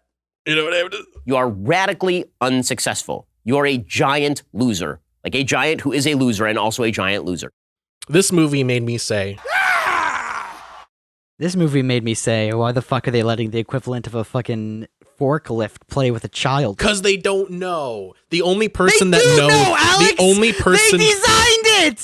They're like, hey, it can lift 3 metric tons with its right arm. No, it was like, how do they not know? It was, look, let me say, the only people that knew really anything about M3gan were a crazy lady and 2 pushovers that work for her.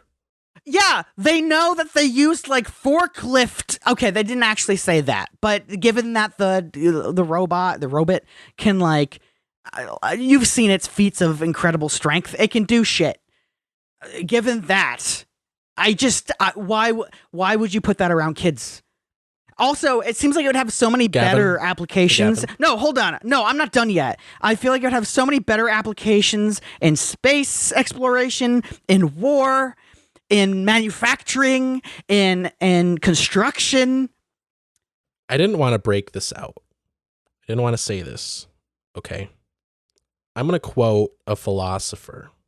Really, the cool kid's philosopher. Fucking snipe you from. I'm going to quote. I'm one of my favorite movie critics. I'm gonna go take a shit now. You're gonna go take a shit now. He took off his headphones. I swear to God, if you're gonna talk about Ben Shapiro, I'm gonna lose it. Oh, he doesn't even know. He can't hear me right now. He doesn't. Oh, he's putting him back on. You don't even fucking know. It's worse. It's worse than quoting Ben Shapiro. I'll just say it. You will have a higher level enjoyment without a critical eye. It's me, isn't it? It's you. Isn't it? You It's said me. that. I gotta add that as a sound pad. I gotta add that. Yeah, even when I turned my brain off, I was like, "Oh, this is predictable." The crazy homicidal robot is gonna go kill people. A haiku Shocker! is predictable.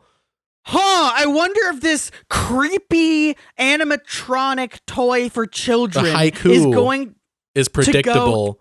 Kill a people. 7-syllable line. Oh, what's next? A 5-syllable line? Oh, so predictable. I bet next is going to be another 7-syllable line. I wonder if they're going to turn right again. So I left. I'm dyslexic. My point is, I'm not impressed. I think they could have done better. You bastard. Actually, I just in this moment remembered it is your turn next week to pick a movie. So what do you pick? He's looking around. You can't make up a movie title. I don't know what. George Glass. Europe Stormtrooper Atlantic. Yeah, okay, man. Yeah. Indiana Jones. Indiana Jones. All right, you want to do the next installment in that? Actually, no, fuck that. No, Alien. Alien? Okay, Alien. Let's get a real actually good horror movie in here. Sci-fi horror movie. Okay. All right, let me see if it... Okay. It's on Stars with a subscription. Or YouTube with a primetime subscription. Anyway, my point is neither of us have access to it on streaming. So let me pitch this to you. Let me pitch this. We may do Alien at some point or we could do an Alien adjacent movie. Hold on a second. All right, let me finish my thought. So if you order a copy, get it shipped to me, I will put it on Jonathan, and then we can cover it when it is available for us to watch. We could watch. Do you have Hulu? Haley has it with her Spotify. So we could watch Prometheus, which is basically Alien but different. Yeah, Prometheus 2012. Yeah, it's on Hulu. Or it can be rented. All right. Would someone who isn't really familiar with Alien, be able to follow, have a good time with it? Or is it like kind of dependent on the mythology? Just broadly. So, okay, I'll just go over it broadly. So, it turns out that the creators of humanity and also the xenomorph species were the species called the Engineers, and they also fucking whatever, who cares? And so this crew finds a planet that's like desolate. I don't know why they're there. I think they're actually looking for an engineer ship, and they find it, and they find this weird gooey substance, and it can morph. It can mutate people into whatever. And like Venom. Fuck, we should have watched Venom. Yeah, that's why it's my turn, Alex. So yeah, that's it. All right. So it's just kind of, it's like it's a prequel, but it's not like you got to watch. I think the it's other a sequel. stuff. I think it happens after the original. Oh, I thought it was a prequel to the Alien stuff. I'll watch a storyline overview and get back to you on that. Whatever. We'll figure it out. Anyway, yeah. That's all to say. Prometheus will be next week's thing. All right. And you want to get to recommendations? Hell yeah. All right. Add anything if you want to. I just have a couple of them. So I've been reading the current X-Men run, started in 2021. The 21st issue just came out today. I'm up to issue 10, I believe. And it's pretty good so far. I like what they're doing with the X-Men right now. My understanding is it's kind of, a little controversial because it's so far removed from, the previous status quo. So like if you've seen the movies, you have like a kind of a baseline understanding of the X-Men. They're like, they're, an oppressed minority. They're kind of an allegory for, when they were coming out initially, civil rights, then it kind of morphed into like a gay thing. Do you think if they wanted to be more inclusive, they would call themselves X people? Yeah, it kind of seems like an oversight. I guess it just doesn't flow as well. Maybe they mean men in the sort of, old English sense where men just meant any adult. Anyway. They would say man, M-A-N, not M-E-N. Yeah, but like plural, Man like is there's plural. more than one man. Yeah, but people talk about like, since man has come out of the ocean. Yeah, but that's like, plural. Proper noun. Anyway, I like what they're doing. I'm just a little stickler today, aren't I? I'm just a little piece of shit. I'm kind of a fucking asshole. A little bit of today, a nitpicker. Anyway, doesn't that have like racist back history? What, nitpicking? The word nitpick? I don't think so. Yeah.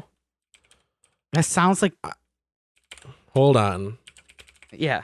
Yeah, hold on. I'm Googling it. Okay, so it seems like this isn't an original thought, that like it sounds racist. Like I imagine you would heard it somewhere. Anyway, because the first result that comes up is like, no, it's not racist. That's why I say okay, cool. Anyway, Okay, thanks for informing me. This is what Did that come from Fox News? Actually, it's reverse racist. No, this is from Grammarphobia from 2017. Nitpicking isn't racist, and it doesn't come from picking cotton.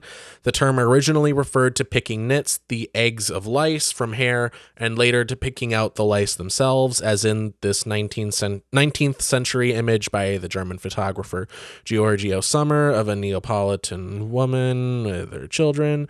So it's like picking lice, I guess. You're like, you're really getting in there, picking it apart. Anyway, so if you've seen the X-Men movies, you kind of know like what the status quo was up to, I think like 2018-ish. Right. They live in the X mansion, they go on missions, they punch the bad guy, etc., etc. But a few years ago, they really changed it up. So now the mutants have their own like island nation on Krakoa, which is like a living island, like Groot, but big, I guess. Wait, and no researchers like, hey, it's alive. Can I study this? No, I don't know. I couldn't tell you the specifics of it, but yeah, has it always been living? I guess so. I don't know. And no one thought to write that down? I couldn't tell you. I could not tell you. Keep in mind this is comic books, Gavin. It's on the book. It's like it's on the textbooks that the whales are the largest fucking whatever. I think actually technically this makes this island the biggest fucking whatever. Yeah, also Norse gods and magic are real. So like, choose your battles if you want to get all realistic about it. So anyway, so they have this like island nation.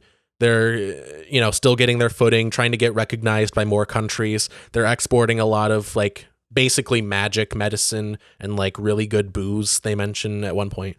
And a lot of, so I'll say they do touch on a lot of like sort of the politics of it in the mainline X-Men series, but I'm like halfway through the first issue of Immortal X-Men, which started like a year ago, I think.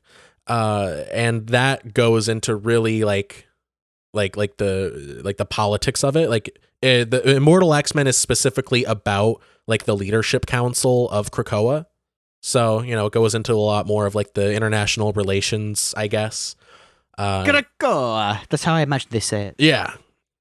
And then they also have Araco, which is their settlement on Mars, and X-Men Red, which also came out around that same time, is about that stuff. I haven't read that yet, but yeah, they got, different series for different sort of aspects of that. But I like what they're doing with it.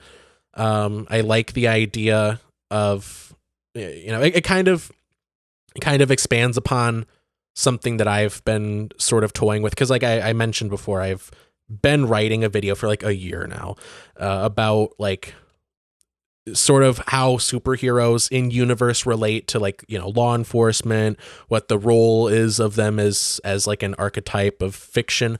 But, a lot of it is to say like, hey, this is what we could be. We could, at worst, you have like the Dark Knight Rises where it's like, actually law enforcement isn't brutal enough. And, Batman is really cool because he kills people sometimes in my version and he's really violent. Hey, Batman doesn't kill people. People kill people. My point is, a part of the point of superheroes is to show us what we could be. Superman, he has all the power, yet he chooses to be kind. That's like his purpose when you really boil it down. And I like the idea of sort of expanding that to the level of a nation. I think the idea of that is neat. And, if you're interested in that, give it a read. If you have Marvel Unlimited, it's incredibly accessible. But anyway, I'll quickly talk about my next one, which is the second season of Superman and Lois. The third season, I believe, is still airing, but I just got around to finishing the first season and starting the second season. And what I like about the second season so far is it kind of it questions stuff that was kind of taken for granted in the first season. Like Superman works with the U.S. Department of Defense, and Lois Lane's dad is like the general that he directly works with, and he sort of helps them out on missions. And if there's sounds like nepotism to me. Yeah, but he kind of, if there's a monster disrupting something, they're like, hey, can you punch this for us? And he's like, okay, guys. It's not sure. Quite to the point that he's like their lapdog, but he works with them pretty closely just because it happens to be like a guy he knows in charge of it, at least to the extent that he's involved. But at the end of the first season, that general, Lois's dad, retires and a new guy replaces him. And he immediately is like, hey, Superman, kind of gotta swear loyalty to the United States. Put America first. Because like what sparks it really is Superman responds to a submarine, which is, in danger. Like it's sinking. They can't get the thing back up. Water is leaking in. People on the sub are going to die, basically. And he responds to that, and he saves them, puts them back on the shore. And he's like, all in a day's work. See you later. Turns out it was a North Korean sub. So the general is like, hey, you can't help people from countries that we don't like, actually. And he was like, they were people in danger. I swore my loyalty to Earth when I got here, and the way I was raised to help people. That's it. Flat out. He's too woke. Too woke. He doesn't hate Asian people. Too woke. And that's what really sets it off. And there were other people that got superpowers through unrelated means in the first season. It's a whole thing. But anyway, there are people that have superpowers now that are like on the same level as Superman. And they like sign up to basically be like special ops, like agents of the state. And they go on missions explicitly for the US government.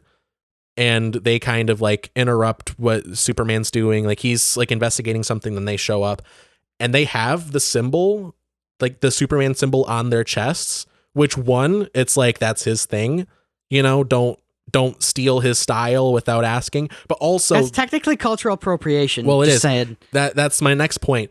That's not just like an S for Superman. Like that's his family's like coat of arms.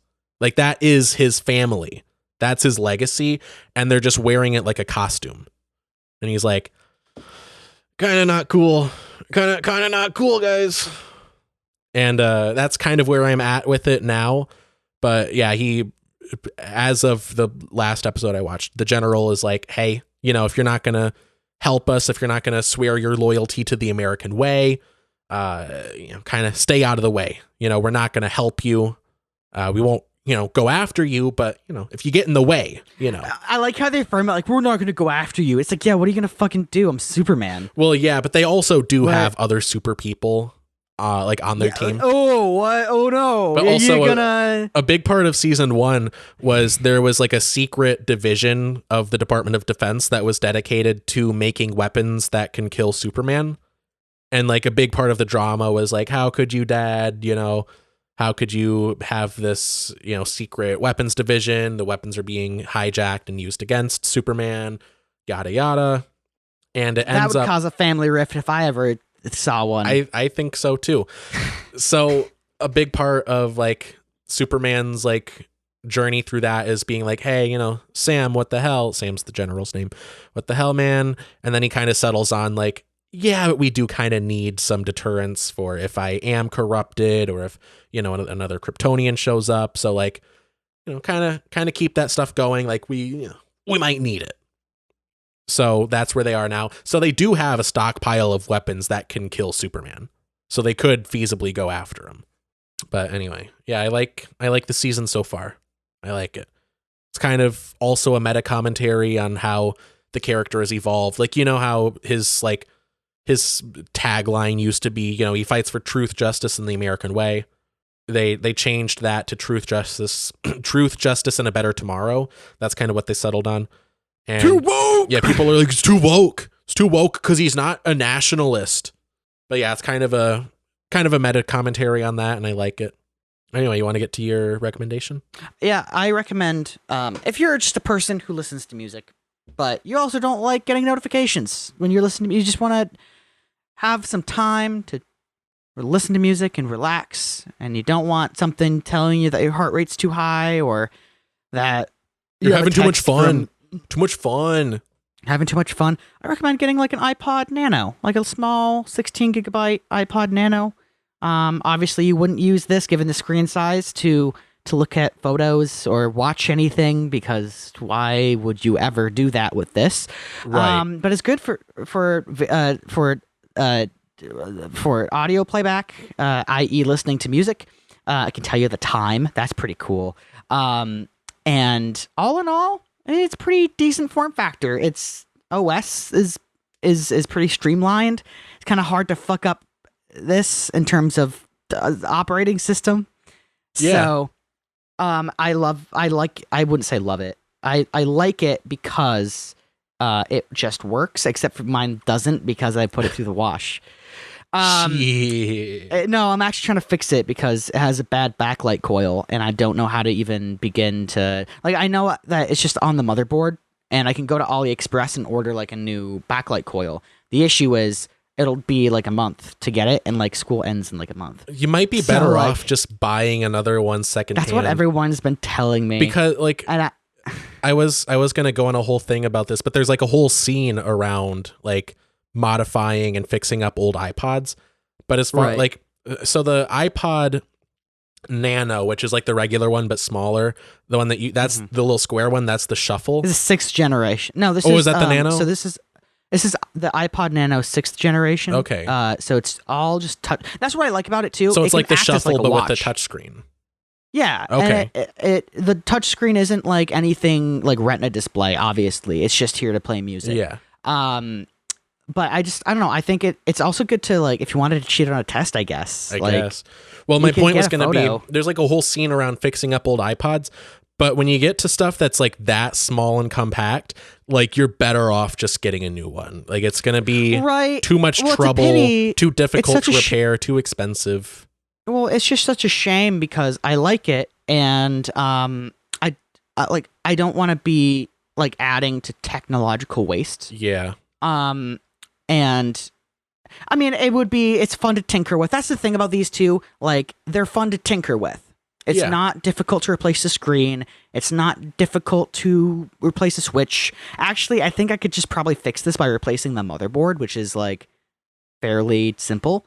I just don't know enough about technology to do that. Yeah. And I don't have the tools to do that.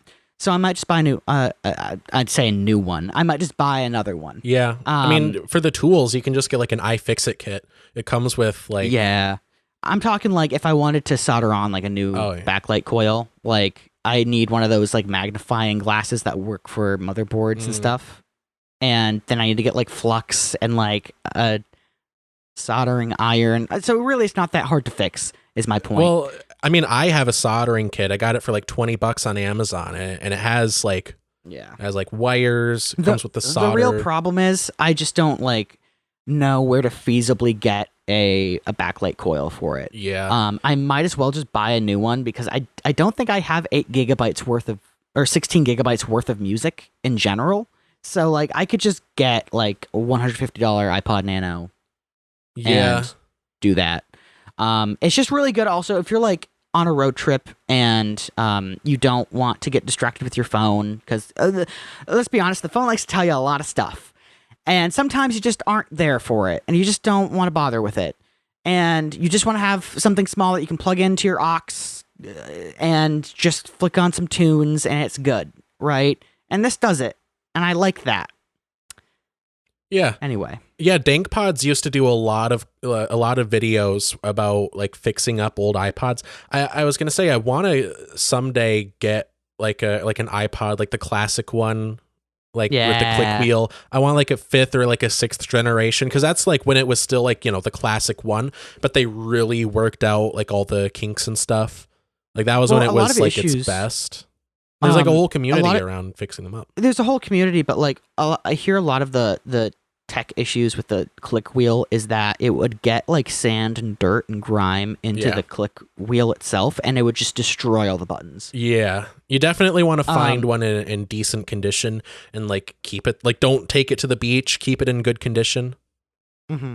I don't know. I like this because I can just kind of, with the exception of running it through the washer, I can just kind of kick it around and it's good. I like it. Yeah. Yeah, I like the charm of the classic one, and the major drawback of it, I think, is the hard drive. Like, it was amazing for the time, but it was still a mechanical spinning disk hard drive. So if you bump it, it could skip, and you might corrupt it if you drop it. Right. So what a lot of people do, and this is the first thing that I would do if I bought one, is do a flash mod. So you take out the hard drive, and people like sell boards that just like plug right in, and you just load it with micro SD cards. Yeah. You can put like one or like up to like, I don't know, I think like 8, depending on the board that you get, but you can just use micro SD cards for storage. Mm-hmm. And not only is it, you don't have the issue where if you bump it, it does anything. Like it's solid state. It's also lighter. It's also like a bit faster because it's not having to spin up a disk. So it just makes it better. But yeah, there's like a whole modding community around it, and I think that's really cool. One drawback to iPod Nanos, though, is that I'm not sure if it's just with the iPod Nano 6th generation, but it doesn't have built-in Bluetooth. You have to find like something that plugs into either the audio jack or the charging port to do Bluetooth. And so if I ever get technologically advanced enough that I can modify this to have built-in Bluetooth, I will. Yeah, I remember seeing, I think DankPods made a video on it, but yeah, there are like Bluetooth mods for old iPods. Mm-hmm. Yeah, I think it's cool. I don't know if they did it for like the Nano or like that generation of the Nano, but yeah, something along those lines is out there, and I think I think it's cool. I think it's cool that there's like a whole group of people that kind of blazed the trail. You don't have to figure out how to do it. Like there's guides, there's kits. Well, and I guess like just the thing I like about the small tech stuff is that like it just works all the time. It just always works. Yeah, like it doesn't need like a software update. Right. Or like it's not connected to the internet, and I don't have it just doesn't connect to Spotify. Like, this is my music that I own, and it's on here. And like Apple can't just be like, oh, we changed your terms of service and you can no longer listen to your music. It's like actually asterisk, on an iPod Nano asterisk. Well, they can it's like we've talked about before. Like it's just a license when you buy something on iTunes. So theoretically, they could be like, actually, you don't own this anymore. This doesn't connect to the internet. Yeah. How are you going to shut it down? That is true. But but my point is more so like if you need to sync it with iTunes to put more stuff on it, or like if you need to, like, I guess they could just be like, they could just be like, hey, you can't do that. So yeah, but I'm sure I could find a workaround. It's not stealing. I paid for it. Yeah. Well, the workaround is just ripping CDs. Right. Yeah. Yeah. Yeah. Or buy if you're going to buy an album and you want it to be, a digital copy like for an iPod. Mm-hmm. And if your choice is, buy it on iTunes or, buy a CD, just buy the CD and you also get a digital copy. Right. That's kind of been my thing with movies. Like I used to be like, oh, that's cool. It comes with the digital copy. But now I'm like, yeah, that is the digital copy. The disc is the digital copy for me. I am a god. Well, also that's what I like super duper respect in the iPod, like the newer iPod classics, which is that they have the storage to put full on movies. Yeah, like on it. Now the display isn't like the best, but actually, and I was listening to this one YouTuber who was talking about like technology like this. He was saying that if you want something that has a lot of storage and that like just works and isn't anything too complicated and can store all your movies, download all of the YouTube videos you want to watch later, have all of your music, have like just everything. Just get an iPod Touch. Like, get the newer iPod Touch. It has a whole bunch of storage. Yeah, and DankPods did a video that was just like that. Are you sure that wasn't? Did you see the guy? The Australian is that the guy guy with the green, with the green iPad? Yeah. Yeah, he's cool. Yeah, I like we're him. talking about the same video. He's a cool guy. I like him. Did a little high five for the webcam. Yeah, he's slowly talking me into getting Apple's over-the-ear headphones because I've heard, the AirPods Maxes. Yeah, the ones that are like whole headphones. Yeah, because from what I've heard, for when it comes to like user experience versus value for what you've paid for, it's actually a really good deal. Yeah. As headphones go, because like these are plastic dinky, like they do some sound canceling, but it's not like these are $50. Like it's not glamorous. Yeah. And like I've gone on planes with these and it hardly does anything to make me feel like I'm in a quiet area. Yeah. And the iPod Max over the ear headphone, whatever things are like $500. They're pricey. Like they can go up to $1,000. Yeah, they are expensive. For like everything that they can do, it's actually and for like how much research and development Apple put into it to make it like a good user experience, it's actually a pretty decent investment. Yeah. Yeah, they do seem really I haven't tried them. I would love to try them sometime because they seem just amazing. My thing is though, like I just feel like I am so far removed from the target audience because like for me it feels like, you know, a Ferrari might be great value for the money. The thing is, it's a lot of money and it's more value than I would get out of it personally. Mm-hmm. You know what I mean? Like fucking Equinox is fine for what I need, you know? Or like if I need headphones for the computer, I have these ones that I'm wearing, the Sennheiser HD 58Xs, the Jubilee ones from Drop. They're great. They're great for using at the desk. They sound amazing. I like that they're open backs. They have great soundstage, et cetera, et cetera. The build quality is great. It's everything that I need for using them at the desk. And when I'm out, I personally don't use over-the-ear headphones when I'm out. If I do wear headphones like at like the grocery store or whatever, I use these. I use my Sony's, the WF XM3s. Yeah. They have Sony sucks at naming stuff. But yeah, like if I'm out or if I need noise canceling headphones, I wear these, or you know, even more affordable, the AKGs, the N400s, I believe. For a while, AKG was selling them on their own website for like $50. It was like a huge markdown. I don't think they're doing that anymore. But yeah, I got those for like $50 and they're great for that price, for that application, for, you know, being out, noise canceling. And I feel like the AirPods Maxes are like sort of a combination of those things sold at a premium. And it's just the kind of thing that I don't need. You know? Right. We're talking about the same, like, I'm talking about the over-the-ear ones, right? Yeah. I'm saying, like, if I'm out, I don't want to wear over-the-ear headphones. Right. Because it's, like, too much to carry, you know? Like, that's kind of where, that's where it comes down to for me. You know, and the only reason I wear these out in public sometimes is, like, because it's cold outside. Oh, yeah. And I don't like my ears getting cold. And so I'll put on these headphones, even if I'm not playing, like, any music. And it just keeps my ears warm. The issue then I would have with the Apple over-the-ear whatever fucking shit sucker or whatever is that it's a like titanium, aluminum, whatever like build. Yeah. Right? It's gonna get fucking freezing. And so if I take them off, it's gonna freeze my fucking hands. Oh, yeah, you don't want to be grabbing metal headphones in, you know, sub-zero temperatures. Right. Like these at least like insulate pretty well and the plastic won't get like cold enough to really bother me. Yeah. Yeah. I definitely would want to try the AirPods Maxes. I just feel like I have removed myself so far from them being useful for me. And it's a blessing and a curse. Fair.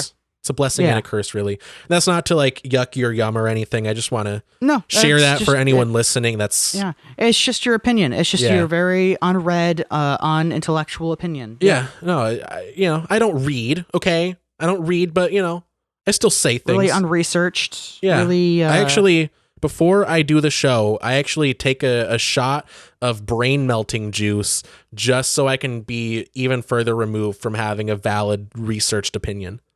Right. Yeah. Right. But anyway, that's not to say like, Gavin, don't want, like, it's not for you. It's more for anyone listening that's sort of in the same boat that I am, or I was in before I, got these headphones and those earbuds and everything. I don't even own a pair of earbuds. Yeah. I just wear these, and I don't know. I just, now when I wear earbuds, it feels like my ears are being pegged. Yeah. I don't like it. I don't like the feeling. Yeah, that's fair. I think a lot of it comes down to what ear tip or like what tips you use. Like the Sonys, they have, I mean, it's definitely not going to show up on camera, but those won't fit in my ear. Those won't. Well, they can't. One, they have like different sizes, so maybe like a smaller one would fit you better. But they're foam. They're not like just the regular rubber ones. They're foam, so they're a bit better at like comfortably fitting and like kind of conforming to the shape of your ear canal. So I like those, and they sell like even better aftermarket ones for I know they do for the Sonys, and your mileage may vary with whatever brand of earbuds you have, but they make really nice ear tips for those. That's what she said. Yeah. But anyway, I guess the reason I bring all that up is to say like I don't like it when people are like shopping for products like that. Like I'll give an example, like headsets. Like if you want to talk to people on Discord or if you're maybe recording anything at all, whatever, any application where you'd be using a microphone with a computer, a lot of people feel like it's better to buy a headset, like the headphones with the microphone, than it would be to buy like the two separately, or it doesn't even cross their mind to buy them separately. Right. But in a lot of cases, you're paying more for a worse product in the end because you're paying like $200 and the headphones are mediocre and the microphone is mediocre. It's just sold at a premium because it's the two of them together. Right. When really you could spend like $150 on like, like the headphones I'm wearing right now, they're like $120, I believe. But $120 for really good headphones. Like they're on par with the HD 600s, which are like $400. Really good value for the headphones. And then, get like a $30 USB microphone, and it's going to sound, for you and the person you're talking to, it's going to sound way better than a $200 headset. Right. And that's more where I'm coming from with the, the whole AirPods Max discourse. Because for some people, it might be a better option to get two separate products that are really good at what they're for. Yeah. I don't know. The thing that gets me about listening to music is that I just don't want something to be bothering my listening experience, like a notification. Oh yeah, like going back to the iPod Nano thing. I think I said before, but I would love to like fix up an old iPod. It just does what it does. Yeah, I like it. I like the novelty of it. I used to in high school, I think for like the entire time I was in high school, I used to use a Walkman just because I liked like like you said, it doesn't have a software update. With it, It just works. But I like the novelty of it. It makes the music that you're listening to feel more special because you had to like specifically pick that out. You had to take that with you to where you're going. And if you have like your own like mixtape, you had to pick that and record that to the tape. Right. My only gripe with anything that uses cassettes is that cassettes will slowly degrade over time. Yeah, but it's not the more you use them. It's not as bad as people say. Okay. Like there is definitely some degradation, but it's not as bad as some people say it is. Well, that's why I like vinyl records. Like if it was between cassette tapes or vinyl records, I would choose vinyl records. Oh yeah, absolutely. Yeah, the advantage that cassettes had over vinyl was never sound quality. It was always, portability and convenience. Right. Any time they tried to make records portable, it just didn't work. Right. Well, I mean, but like then flash drives came out. Yeah. And so I don't like, that's why I'm like, not to yuck your yum. I know it's like a whole like thing. Oh no, the whole point of it is the novelty. I know it's not the best way to listen. Yeah. But that's just why I like this. It's just there. I have not... Listen, I've listened to Here Comes the Sun on vinyl, and I've listened to it digitally. I have not noticed a difference. Yeah, and I will say, like, what you mentioned, like, and then the flash drives came out. This is just to kind of heighten the appreciation for where the iPod Nano, like, ended up, like, with your model. Like, it got to the point that it was really good, but at first, digital music sucked. MP3s were horrible. The only advantage that they had was that you didn't have to carry a tape with you or a CD. And it, depending on what you were listening to, it didn't skip or it skipped less. Mm-hmm. But yeah, it is amazing, just I like to appreciate. I think it's amazing that digital music got as good as it did. And now it's like, yeah, now of course, how else are you going to listen to music? Well, and now it's the thing like we have lossless audio files now. Right. That are so accessible. Like, technically Spotify is digital music, but it's not in the same way that this did it. Oh, right? Yeah. It's a totally different field. Format. Completely. Like, you don't own the music. You just are able to access it. Yeah, you own nothing.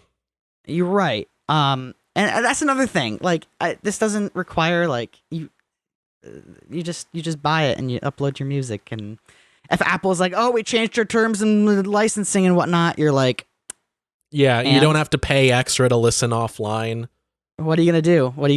Fucking like if you have an iPod and someone asks about offline listening, it's like, what do you mean? How else would you listen? What are you talking about? Yeah, I have to plug this into my. I first have to put any music on this. I would first have to plug it into my computer after downloading iTunes, and then get it on there. Yeah. Yeah, it's like I was saying with tapes. Like, you have to be deliberate about what you listen to, and I think that's neat. Right. Mm-hmm. Anyway. And also, the battery life on this is crazy. Yeah. Yeah, battery life on a single-purpose device is going to be generally amazing compared to, like, your phone, for example. It's nuts. It's like 3 days. Yeah. You're going to do, like, 3 days of, like, intensive listening, like, nonstop. Yeah. Anyway, I do have to leave like 5 minutes ago to pick Haley up from her meeting. So, okay. All right, anyway, I think that's the show. Beyond either of our choices, that is the show. Thank you, everyone, for listening to another episode of Bold of You Say. If you liked it, then like it. Thank you. If you subscribe, then subscribe. And if you comment, better be nice. Please don't be mean to us. I also want to say shout out to whoever has been boosting our numbers. I checked the analytics. We've gotten like a couple hundred more, more downloads than normal in the past like month or so. Couple hundreds? Yeah. I think hundreds of people. Like downloads. Let's just say. Okay. But I did check like the geography on the analytics, and it seems like a lot of downloads are coming from Ann Arbor. So maybe maybe people are seeing me at shows and they're like, this guy has a podcast. Yeah, seems like people are downloading the back catalog, getting into it. That's awesome. If you're one of those people, thank you. You are keeping the arts alive single-handedly.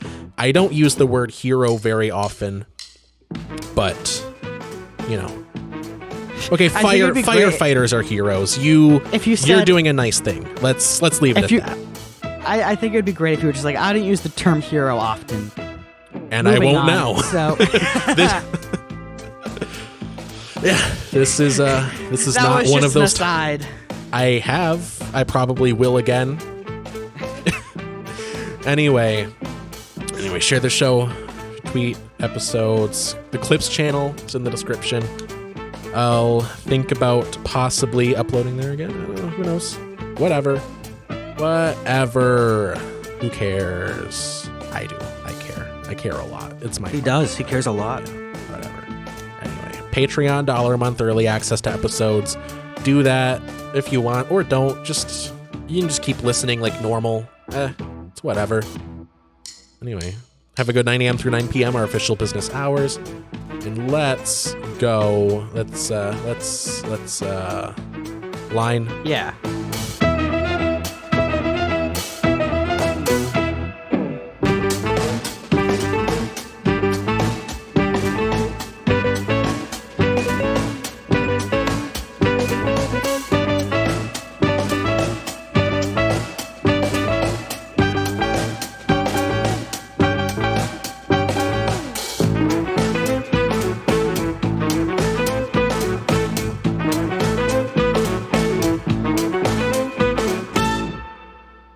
Look at these turkeys. Look at them. Observe these turkeys. Look at them. Perceive these turkeys. Anyway, I'm gonna stop my recording. Me too. Fucking dick's hard.